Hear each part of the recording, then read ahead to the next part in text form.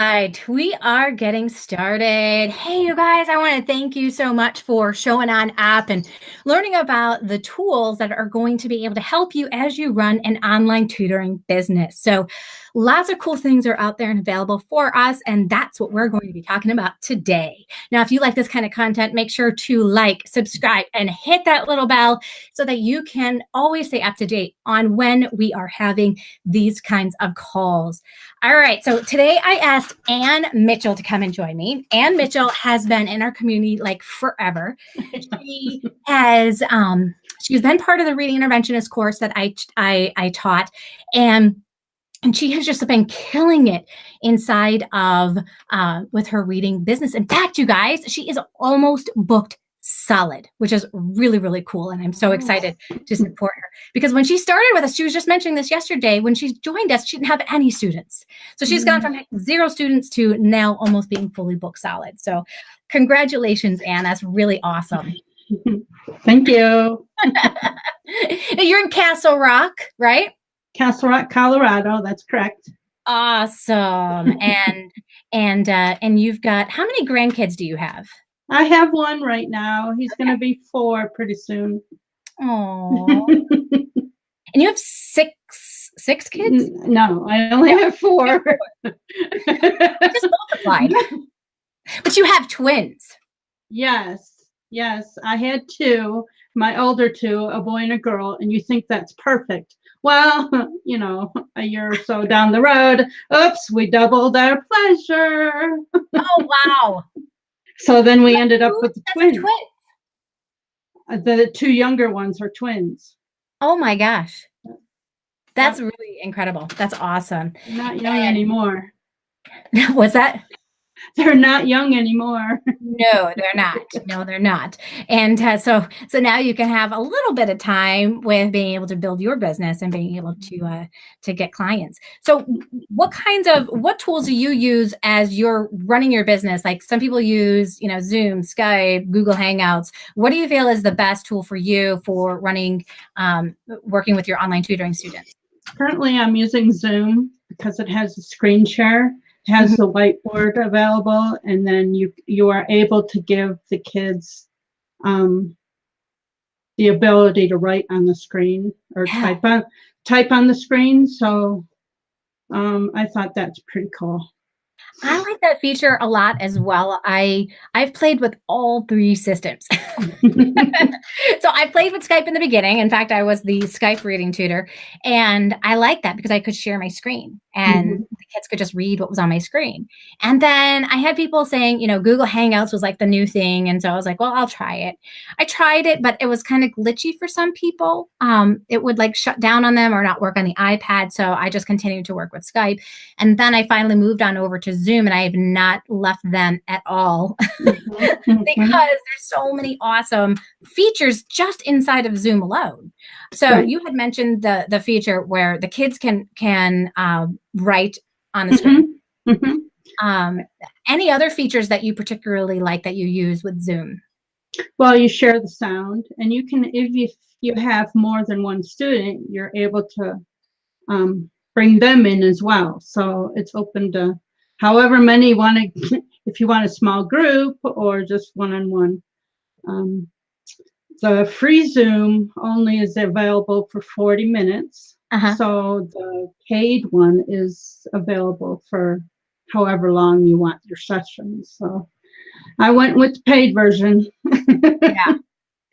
Yeah, I did too, because I really like even if, let's say, you do want to do like larger groups, then you can do breakout sessions and you can split them up into groups, and I really like that ability too.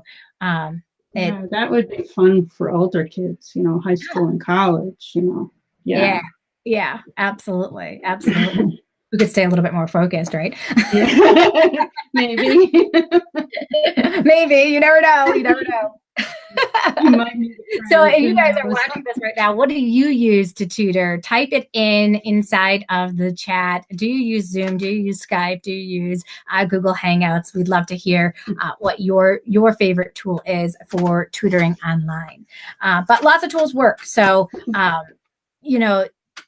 that's the cool thing. I like the ability on Zoom that I can take, I can even give them control of my computer. Mm-hmm. That's pretty cool because there's times where it's like, I don't want to click the button all the time. Like I want them taking the action and Right. doing what they need to do. And Yeah. so I can just give them control when they do Yeah. it. Yep. Yeah, that's awesome. Cool. And then we've got 3D math tutoring. She uses Zoom and BitPaper. Do you use BitPaper at all, Anne? No, I don't, but I know in our group there's several people that Oh, use yeah. it. Oh, yeah, absolutely. Especially Lots. the math tutors use it more than I think the reading. Yeah. Yeah. I think Rachel here meant to write Zoom, not zoo. I'm sure she uses Zoom and not Zoo. Unless Zoo is a new one. Yes, it's Zoom. Which sometimes it can feel like a zoo. Yes. But um bump. Okay. Put my head on. Nice. I love it. Now, Dana also mentioned that she uses PowerPoint. I love using PowerPoint. That's one of my favorite tools because Yes. I can create the materials ahead of time, share my screen, and just go with it. And I can reuse the same PowerPoints over and over again with my students. So it's kind of like create it once and you're done, and that makes it really easy. Do you use PowerPoints, Anne? I use PowerPoints, and I also use in the Google side of it, they have Google Sheets. Oh. And I've made like a flashcard, like 3 sounds, like cat, so it would move up and move up, or move down and move down, and they can sound it out. And they can tell me, is that a word? I think Paul helped me out. He's one of our members. Oh my gosh, that sounds like so much fun. I can't believe we've never talked about this before. Yeah. Google Sheets? Yeah.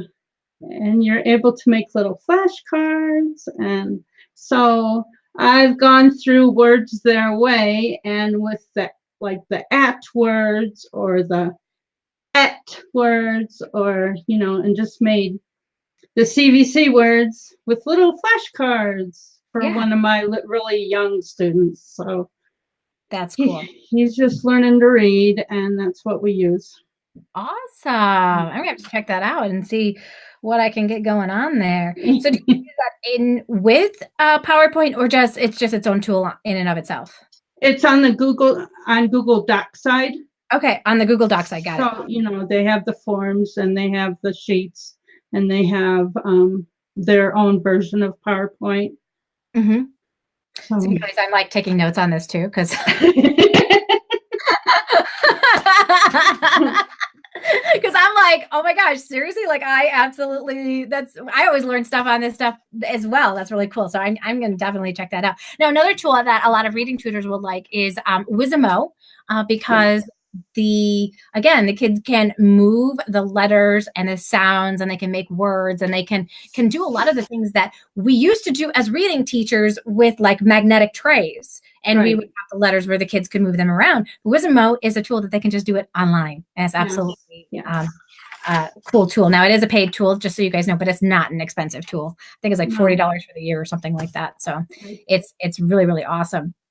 And then OneNote, Dana mentioned OneNote. I could not live without my OneNote. Do you use OneNote at all? I know you did a video on it, but I need the technical, how to make the little colored folders for each student and really get in there. I don't know. I mean, I've tried. I can't get in there. You know what? I think inside of here, I can share my screen actually, and I can show you my OneNote. I think you've shared it before. I only create one notebook, and then every single one of my students gets a tab. And then every day I start a new page. So then it saves underneath them. But I can actually share that right on here. So let me share that with you guys right now. So you guys are like, some of you are like, I don't know what you're talking about, Joanne. Don't worry. We got you covered. All right, we're sharing the screen. All right. And now we're looking to see if you can see the screen. I can see it. Yeah, great. So up here, I just create one notebook. It's just called Joanne's notebook. And then to add a tab, I just add new section group right down here. And so I add then my student's name when I get that. Okay, that's not what I wanted to do. I totally did the wrong thing. I add by adding the little add button right here. And then it adds a little new section tab right here. Oh, up top. Okay. And I just put on in there like example, because this is just an example. I'm going to delete it later, but then this is the page that I'm just going to write on. And so all of my stuff that I say for each student, each day, I just start a new page, and I just do that by clicking add page. And then I have the date already on there, and I have the time, which is just really helpful because if I'm like, oh, well, what have I worked on in the past? I can check that out and I can see. So with my student, Yusuf, I work on both math and reading with him, but I can check here and say, okay, what have we worked on and when? And sometimes I have good titled notes and other times I don't.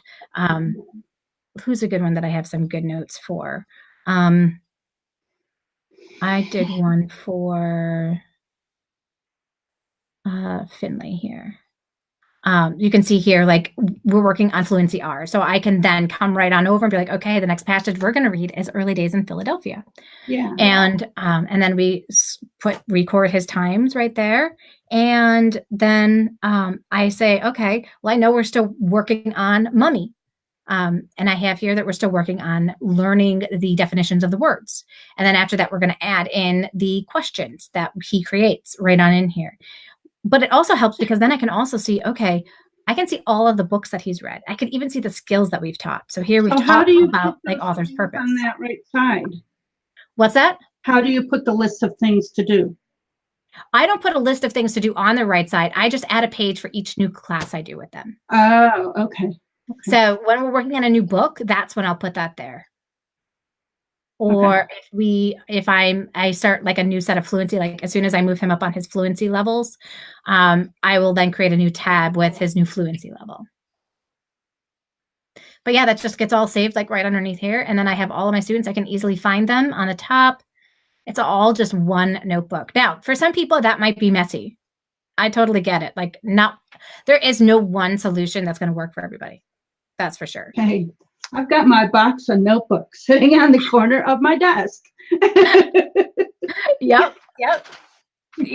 Everybody's got their solution, and like you just start finding like what's going to work for you. I used to have a single notebook for every single one of my students, and then I started traveling, and so I would have to carry all of their notebooks for all the students I was going to work with. I even had a nice little carrying case, but I grew out of my carrying case because when you're working with 20 students. Like your carrying case now has like 20 heavy, a couple of them is fine. But when you've got like all of them that you're bringing with you, it just begins to be too much. So if you never travel, that works great. Right. Totally works. All right. So yes, you can share your screen. So 3D math tutoring. She liked that we could share our screen. Yeah. It's very awesome.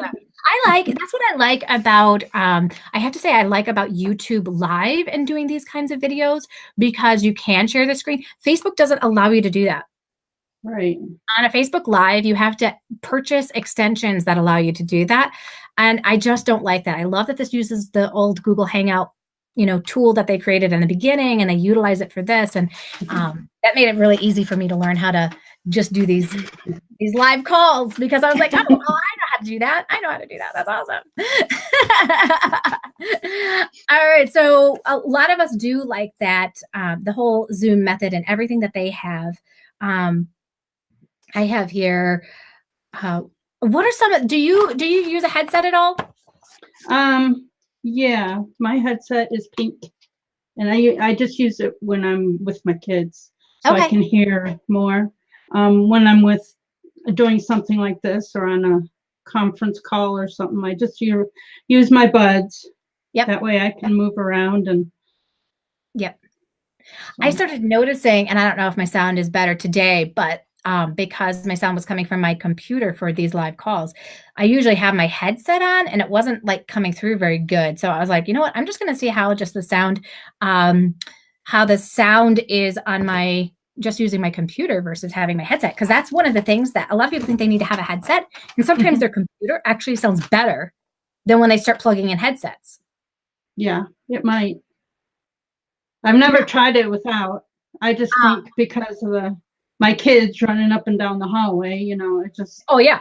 Yeah. I got a house full of, I got 3 teenage girls. Okay. So like the laughter that they just break out into like randomly, which is fabulous because I love that I have happy children. Okay. Like I am not upset that I have happy children, but they're having so much fun with life that it is a little noisy. Like when I put on my headset, it takes out all of that noise.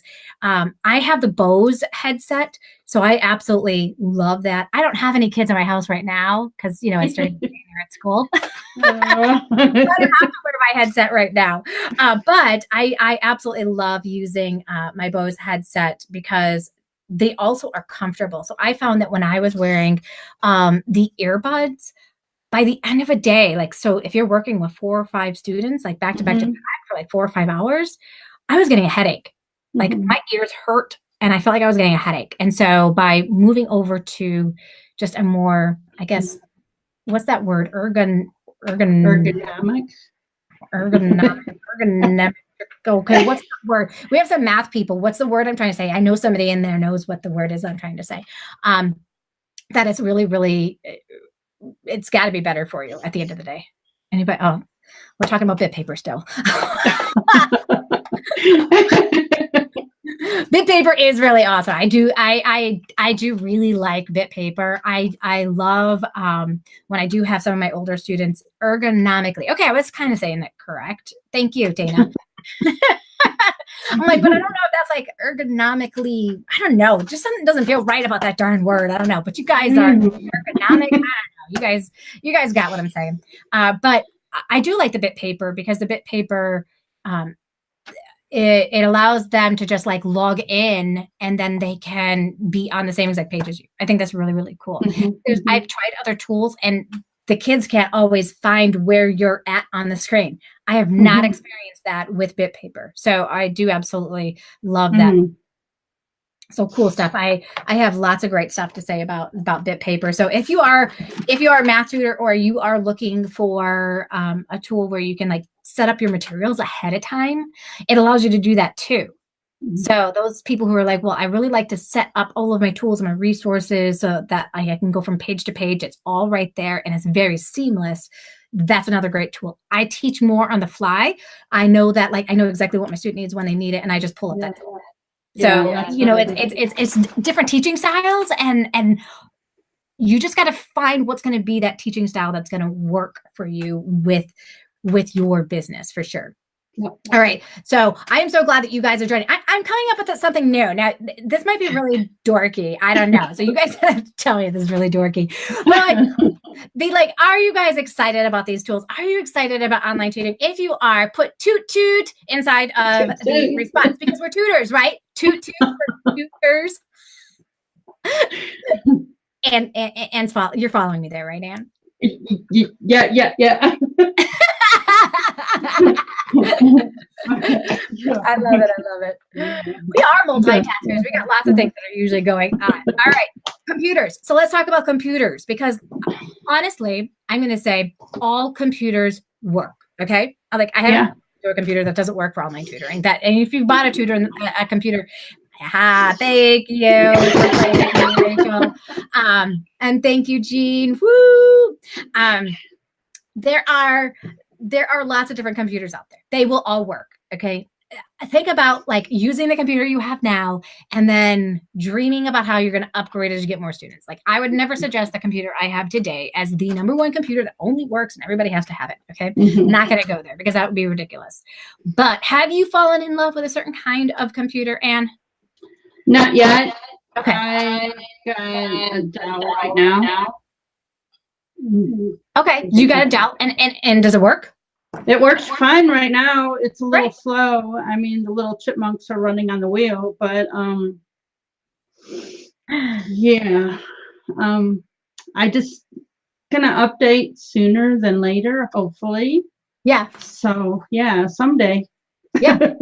That's all you gotta do, right? Like put it on a someday list. And the cool thing is we get to then deduct that from our taxes because it's a business expense. You cannot run your business without a computer. So that's a cool thing. I have the Surface Pro 4. Absolutely love it. In fact, I love it so much I have 2 of them.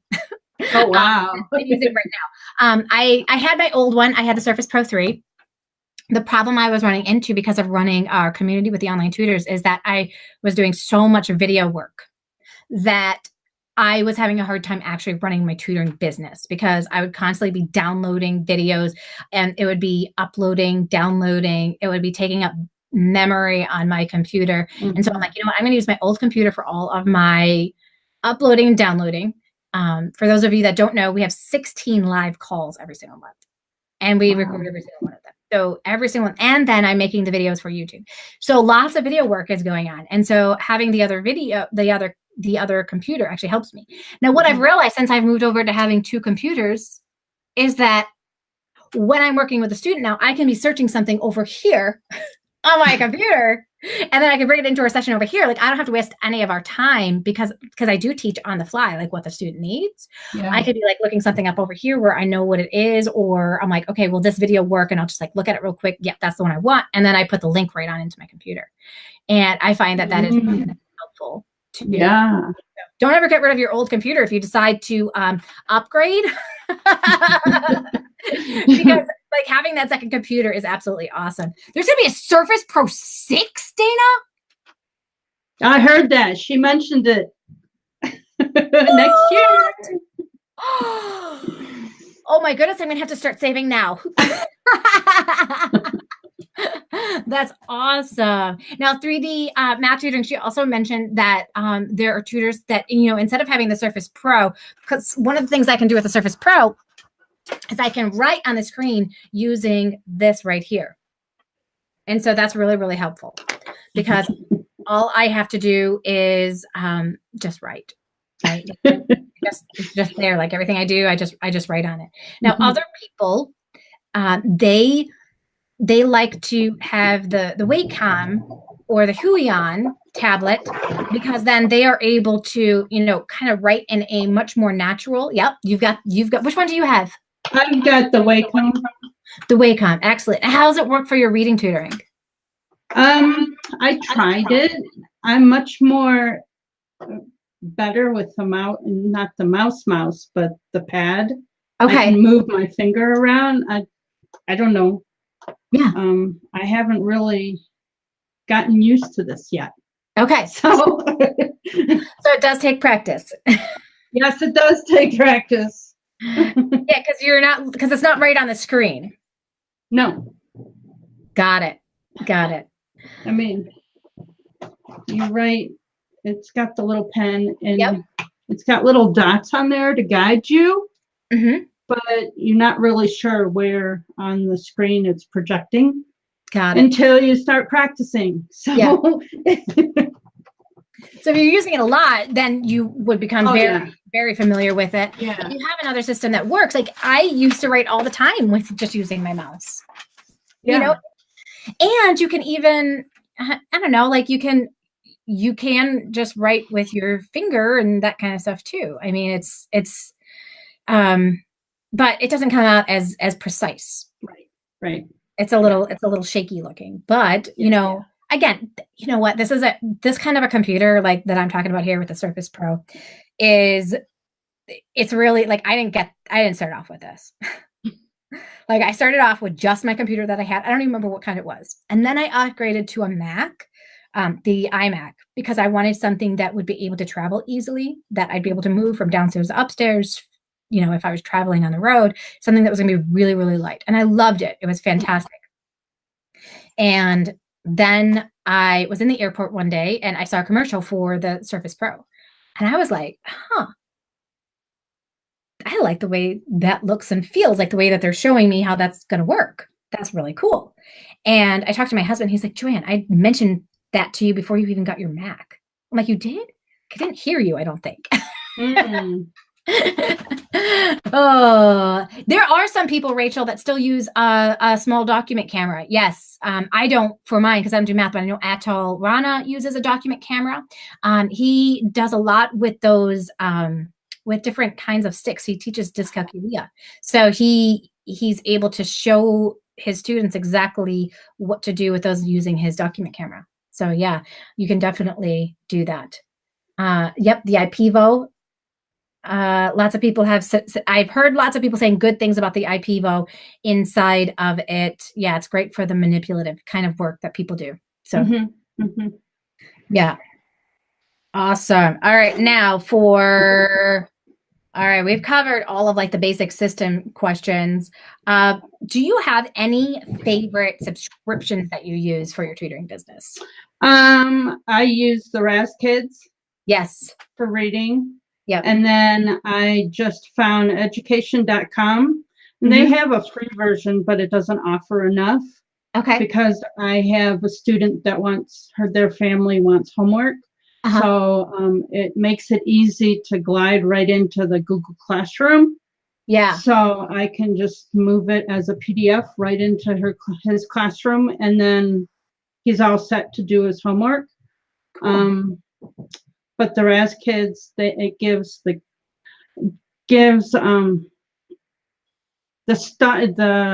what do you call it? Encouraging them to learn with the feedback and the rewards and things that they can earn as they're reading. It's very much set up like a video game system. Yeah. You know, like, because they can move up the levels, they can earn points to buy things for their, they have an avatar that they can buy points for. Yes, and that's what I was thinking. Yeah, they have their little rocket that they can buy stuff for, and they can decorate it and that kind of stuff. So yeah, it's a pretty cool tool to be able to use. I absolutely love that too. And some of my other favorite like websites that I have subscriptions to are like Flowcabulary. Love Flowcabulary. And then like for the business side of things, I'm a huge fan of Wix for my website. Did you go with Wix for your website? I started with Webs, WEBS. It's not as well known, but then I changed over to WordPress. Oh, okay. So I've got WordPress now, and it seems to be it's a lot more SEO and going out there. I've got a lot more traffic. Good. So yeah. Well, fantastic. When what we have is working is great. WordPress for a lot of people breaks down for people. So it is absolutely, I've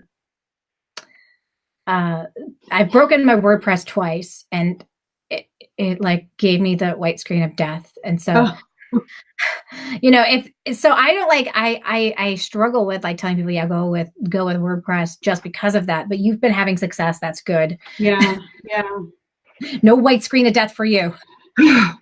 Knock on wood. It's so easy to break. Like somebody like a really great like extension, and you're like, oh, let me add that plugin in. And then all of a sudden you're like, dang it didn't play nice with my stuff. Or like you do like a new upgrade, and like one of your plugins will cause a problem. So crazy. So Ricky's asking the question because there is a Raz Kids Plus or Raz Kids alone. She wants to know like which one is going to be better. Do you have? I have both the Raz Kids and the Reading A to Z. So when they first came out with the Raz Plus, that's what it was. It was the Raz Kids and the Reading A to Z put together. So the cost is just about the same. It's just I purchased one part of the year, and then I purchased the other one like 6 months later. So I don't have a total, like I think it's $200 for the Plus to go out all at once. So I purchased one, renew one, and then I renew one a few months down the road. So it's like a payment almost thing. But yeah, I looked at the cost a couple days ago because I did a video on it, and it's only $170 right now to get both. Oh, really? Oh, yeah. Wow. Okay. Now, I had somebody who told me, like, if you go and you find that same price, you can actually go to them if you're paying more money than that, and they will refund you money. Oh, really? Yeah. So they did that for me because I said, hey, I see that you have this deal going on. I've been a customer since 2010. Yeah. Is there a way that like I can take advantage of this? Because I have purchased like this individually, this individually, this individually, and I just want this as a package. Is there a way that I can do that moving forward? And they said yes. And you have the younger kids too, the phonics one. I do. So I do utilize the Head Sprout. Yes. As well, because I really like with some of my dyslexic students, even who are a little bit older, they have just changed it so that it's not as kiddie. That a little bit, it's appropriate for some older kids as well. I even have an 8th grader that is using it right now, and he laughs all the time and has so much fun. Like he has a smile the whole time that we're in it. I don't use it for my whole session. I just have it as part of our session. My ultimate goal is to get the parents to do it with them at home and not for me to do it, but it doesn't always work out that way. So then I work on it with them if their parents aren't working with it with them at home with it. So, but it is it's really great for those kids that have if you've got kids that have a hard time from moving things from their short-term memory to the long-term memory. Yes. Those kids that have that deficit to be able to do that, this is the program for them. Oh, okay. Like really helps them to be able to do that because it takes it. I had one little girl, she went through like 30 of the lessons and then bam, everything like snapped. And I didn't need to use it anymore because I was like, all right, she's got it. Like we can actually now start moving her up all of the levels inside of the books. And it was like that one little like miracle moment happened for her where everything just clicked. And she actually had epileptic seizures ever since she was 6 months old. So every time she had a seizure, it reset her brain. So imagine now like learning the alphabet, like learning to walk. Like she would know how to walk one day and then the next day not know how to walk because she had a seizure. It was that bad. And so she would learn a letter one day and then she wouldn't know it the next day because she had a seizure because her brain reset. And once the seizure started not being as big of a deal, mom knew, like, even though she was in 1st grade, she's like, I know that I need to get her some one-on-one help because she's missed some stuff because of this seizures that she was having. And during our assessment, she had a seizure. She had one of those grand mal seizures where it just like, she was just staring at the screen. And I looked at her mom and I said, did she have a seizure? And she's like, yeah. I'm like, okay, great. Like, I have no idea if I'm gonna be able to help this kid, right? But I just like did the stuff that I teach in the reading interventionist program. And then I added Head Sprout into the mix with her. And it was phenomenal. It was exactly what she needed. So that's the beauty. Those lower level on RAS kids, the reading A to Z, like the AA levels, the very first books, it's I see and then the picture.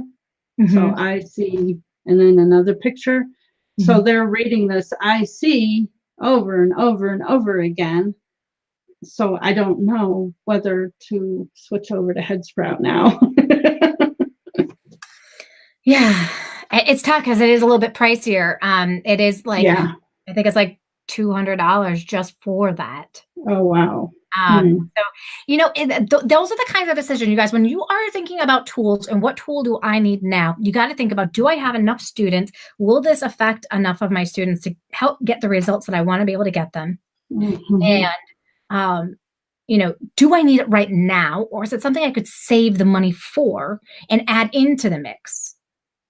Right? Because, you know, we're mentioning a ton of tools today, and there's absolutely no way that everybody could afford every single tool that we're going to mention today that you could get for your business. Now, some of the tools we're mentioning are free. Yeah, there's quite a few that are free.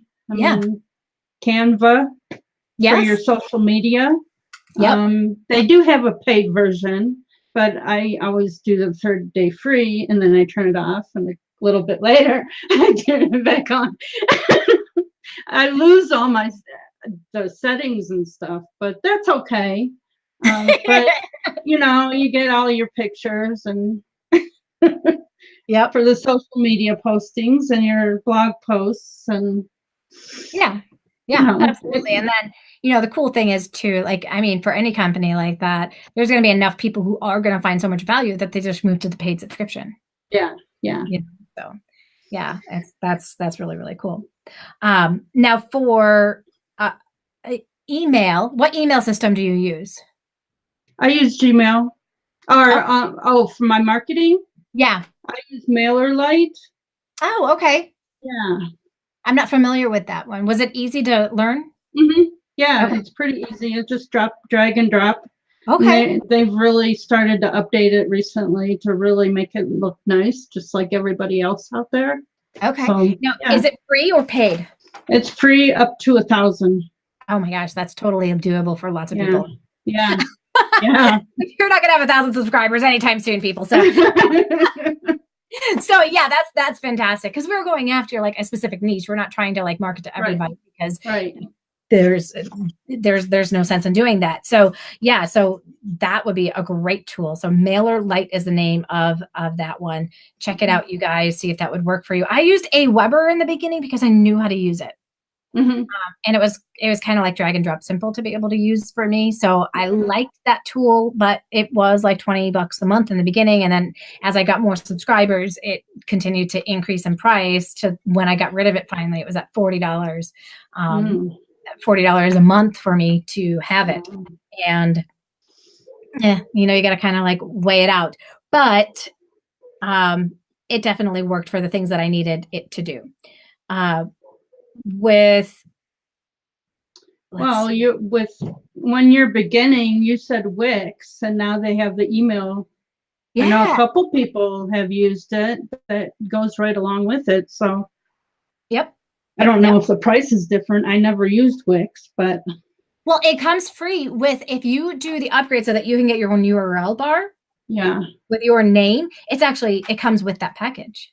Oh, So it's already part of what you have. You don't have to purchase anything in addition to that. You could just use that. well, that'd be nice. Right? Oh, well, that was I fun. didn't go all out with re-updating my website recently. I may have just went there. Yeah, so it is nice that they have that built on in there. Good question. I am going to put a video that I did. So Jean asked, "What is your experience with Wix email?" I'm not using the Wix email right now because I have my own email system with through Kajabi. So, and I'm not suggesting anybody use Kajabi for email It's system. expensive. But the where was I going? I did a video with Ashley DiMercurio, and I will put a link after the show of all the tools that we have mentioned. Every Tuesday, I do a call where I feature just one tool and how to use it. And so this past week, I did one on Res Kids and how to use that. What I'll do is all of the tools that I've created videos for in the past, I will put a link so that you can just click on that and see how to use that and learn more about each of those tools that we've talked about. All right. So running your business, what are some tools that you use for running your business? For financial running, I use PayPal, and I started with Excel to keep track of everything, but then I went to QuickBooks, because QuickBooks tracks the mileage as well. If you turn the little switch on, it'll track your mileage, because I still see 2 students at the library, so it'll track my mileage to the library and back. There's a way of going personal or business, like on your phone. I'll sit there with my list of, is this income or was it just spur of the moment spending? So it's personal or business. Yep. So you can, and there's a way of figuring out if it's for advertising or if it's like the PayPal fee, or just little tricks that they have built in there. It's so easy. It really is. So yeah, and I started out exactly like you. I just started out with that Excel spreadsheet, moved up to QuickBooks. I actually had moved to TaxBot, which was costing me about $100 and something a year to have it, but it was saving me money because I wasn't forgetting about things. And then my husband begged me to go to QuickBooks because we got a free year to do the QuickBooks through our TurboTax.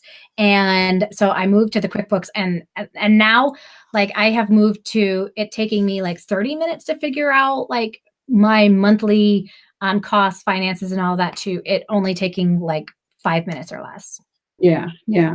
I just have to figure out a way of putting my utilities and my phone and everything else. I still use the Excel spreadsheet for my monthly, like, my office home wall thing, my cell phone and my gas mileage, gas spending, and things like that. So yeah, yeah. Awesome. All right. Well, I think we're in for another toot toot. So if you guys are with us still, you're still watching, you're still listening, I want to hear a toot toot from you because this is awesome stuff, you guys. Toot toot for tutors. Oh yeah. Oh, that used to be my favorite thing. Oh my gosh, when I was a kid, we're so adding that with a toot toot. I was like one of those like annoying kids sitting in the back seat of my car who always did this. I wanted to hear that trucker like totally like toot. So awesome. We got 3D Math toot toot, Dana toot toot, Ricky Lane toot toot, Jean Harville toot toot. You guys are awesome. Toot toot for tutors. That's right. Because we are awesome. I love it. Yeah. So so you use PayPal. Have you ever used any of the other ones like Stripe or Square or any of them? I signed up for Stripe because I did the 30-day plus for the school books, but I got so confused on the financial stuff of it that I said, no, I'm going back to where I used to go. So yeah. And I love being able to set up the automatic payment. Like that is like when I discovered automatic payment, it made my life from a living nightmare with my business to like that hallelujah moment. And I'm going to sing it, you guys. I'm going to sing it. Hallelujah, hallelujah. I get paid every week without sending invoices. Oh my gosh, sending out invoices is like my biggest nightmare. So I would send out the invoice and I would have to send out the invoice again and I have to send out the invoice again and again. Some people paid it on time. Some people didn't. Some people were really great. Somebody always messed up somewhere along the line and it caused me a nightmare not being able to pay my bills on time. Yep. So now I have are you on automatic payment? That's my next step.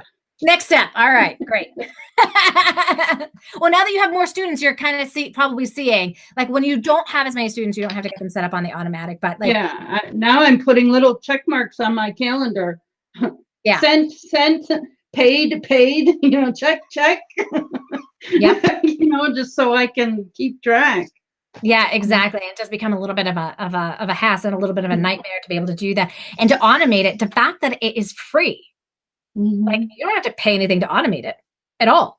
You send your clients a link, they click it, they fill out their information. Boom. You just saved yourselves how much time from keeping track of every single payment that goes through. Do they get a receipt? That's a good question. Because I know now with the invoice, they get a receipt. So yeah. Well, I get a receipt whenever I pay for anything on PayPal. I get a receipt right through PayPal. Yeah. For everything. Yeah. So yeah, maybe I don't know for the automated. I don't know. It's automated, and I've not had anybody like ask me to do it any differently. So okay, it's all good. Yeah, Ricky Lane says I fully agree with automatic payment. I hate bugging people to pay. I don't think anybody like enjoys. I don't think anybody like starts their online tutoring business is like I would really like to bug people every single week to pay me, and get them to pay beforehand too. Like pay them like they pay the month before. For the next full month's tutoring services, and you don't have to worry about them not getting paid on time. It's really beautiful, which is really, really awesome. And you can send out you can send out invoices weekly or monthly, as 3D Math Tutoring is mentioning. For those of us that haven't transitioned to automatic payment, yes, you can send like individual right through PayPal as well. But if you're just getting started, please take my advice and move to automated like right off the bat. You won't have to have any conversations. You're not going to have a battle with your clients. If you think you're going to have a battle, you're not. Trust me. I've never had a battle with any of my clients when I say this is how I do business. When you set up, the time that you're going to have a problem is if you want to start moving people to automatic. That's when they're going to have a problem. And that's the problem that I faced in the beginning that I no longer ever face today. So if you try to move them over once you have them, expect some kickback. If you are just getting started that way, and that's not how you've always done business, expect no kickback, which is a beautiful thing. How do you keep track of your taxes? I have a gal down the street around the corner that helps me during the year after the annual tax time. Yeah. Yeah. Nice. Perfect. So, and that works. That absolutely works. We did that our first year because we really wanted to get the advice of a professional with the business side of things. We wanted to make sure we were doing things right. And then my husband's just really good with taxes. So now he just does it all through TurboTax. So if you are in the US, I know they don't have that in every country, but if you're in the US, it's definitely something to take a look at. If it's your first year in business, definitely hire some in that first year because you want to make sure that you are taking into account everything. Like you're going to be able to write off a percentage of your house, your cell phone. Like, there's so many things that you're not going to know that you can write off. And that's going to really be helpful for you. Another great tool for your business. I don't know about you. I can live without my cell phone. Oh, yeah.